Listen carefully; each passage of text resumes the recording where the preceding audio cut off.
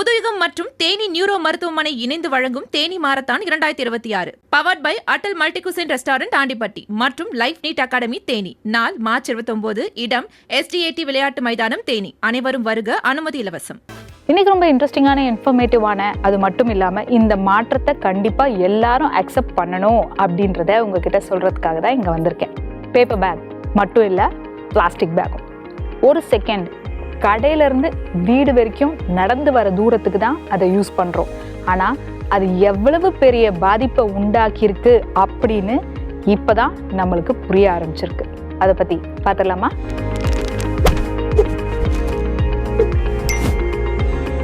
ஒரு காலத்தில் பார்த்தீங்க அப்படின்னா, நான் தான் ராஜா அப்படின்னு கெத்தா காலரை தூக்கி விட்டுட்டு சுற்றிட்டு இருந்த ஒரு பேக் தான் நம்ம மஞ்சப்பை. அம்மா கையில், அப்பா கையில், தாத்தா கையில், பாட்டி கையில், ஏன் குழந்தைங்க கூட கடைக்கு போகிறாங்க அப்படின்னா இந்த மஞ்சப்பையை தான் எடுத்துகிட்டு போவாங்க. பலசரக்கு வாங்குறதா இருந்தாலும் சரி, காய்கறி வாங்குறதா இருந்தாலும் சரி, ஏன் கோயில் பிரசாதம், லட்டு, பஞ்சாமிர்தம் கூட இந்த மஞ்சப்பையில தான் நம்ம வீட்டுக்கு வந்திருக்கு. ஆனால் ஓவர் நைட்ல திடீர்னு எங்கேருந்து தான் இந்த பிளாஸ்டிக் பேக் வந்துச்சுன்னே தெரியல, கடகடன்னு மார்க்கெட் ஃபுல்லாக இந்த பிளாஸ்டிக் பேக் பரவி இந்த மஞ்சப்பை கதவோட பின்னாடி ஒரு ஓரத்தில் அழுக்கு பையா தொங்கிட்டு இருக்கு. நம்மளும் இது ரொம்ப ஈஸி டு கேரி, ரொம்ப செலவு கம்மி அப்படின்னு அதுக்கு பழகிட்டோம். ஆனால் அதோட விளைவு இப்போ என்னாச்சு? நெகிழி அரக்கன் அப்படின்னு நம்மளே கூப்பிட ஆரம்பிச்சிட்டோம். நிலத்தடி நீர் வீணா போச்சு, மண்ணா போச்சு, கடல்வாழ் உயிரினங்கள் செத்து போச்சு. பிளாஸ்டிக் சாபக்கேடுன்னு உணரும் போது ஒரு தலைமுறையே அதுக்கு அடிமையா போச்சு. இது போதும்டா சாமி, இனிமே இந்த பிளாஸ்டிக் பேக்கே வேணாம் அப்படின்னு நம்ம சலிச்சு ஒதுக்குற நேரத்துல ரீஎன்ட்ரி கொடுத்துருக்கிறது யாரு தெரியுமா? நம்மளோட பழைய மஞ்சப்பை தான். ஆனா இப்போ புது டிசைன்ல ரொம்ப கிரியேட்டிவா, சட்டிலா, ஸ்டைலா, அழகா வந்திருக்காங்க. ஆனா இந்த மஞ்சப்பை நம்மளோட பழக்கத்துக்கு திரும்ப வரத்துக்கு கொஞ்சம் டைம் எடுக்கும் தான் நான் நினைக்கிறேன். ஆனா இந்த மஞ்சப்பைக்கு பதிலாக நம்ம இன்னொன்னு யூஸ் பண்ணிக்கிட்டு இருக்கோமே, அதை பத்தி நம்ம பேசவே இல்லையே. பிளாஸ்டிக்கை விட ரொம்ப பெட்டர் அப்படின்னு தான் இப்ப நிறைய இடத்துல பேப்பர் பேக்ஸை யூஸ் பண்ண ஆரம்பிச்சிட்டோம். ஆனா இந்த பேப்பர் பேக்ஸ் பின்னாடியும் ஒரு வில்லங்கம் இருக்க தான் செய்யுது. இந்த பேப்பர் பேக் செய்யறதுக்கும் கம், ப்ளீச்சிங் பவுடர், கெமிக்கல் அப்படின்னு நிறைய விஷயங்கள் யூஸ் பண்றோம். இது எல்லாமே ஏதோ ஒரு விதத்துல சுற்றுச்சூழலை பாதிக்க தானே செய்யுது. என்னைக்காவது யோசிச்சிருக்கோமா?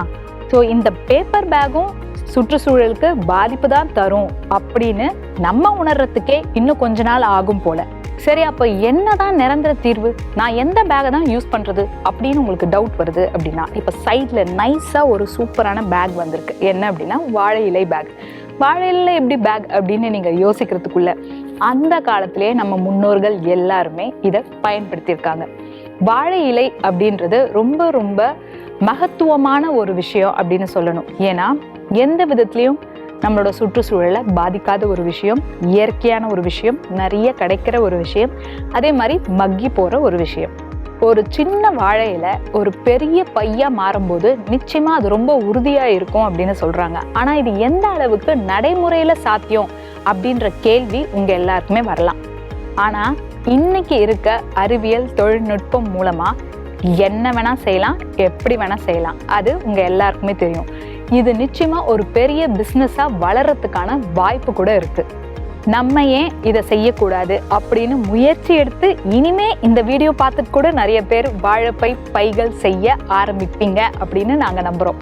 பிளாஸ்டிக், பேப்பர் பேக் அப்படின்னு நம்ம தேர்ந்தெடுத்த எல்லா பைகளுமே நம்மளோட சுற்றுச்சூழலை பெரிய அளவில் பாதிச்சிருக்கு.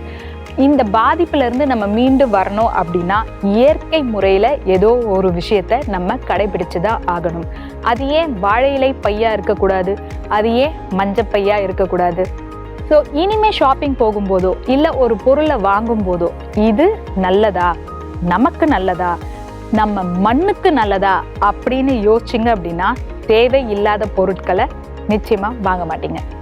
நம்ம மண்ணை காப்பாற்றுறதுக்காகவும், நம்ம ஆரோக்கியத்தை காப்பாற்றுறதுக்காகவும், நம்ம சுற்றுச்சூழலை காப்பாற்றுறதுக்காகவும் இனிமே நல்ல பைகளை பயன்படுத்துவோம்.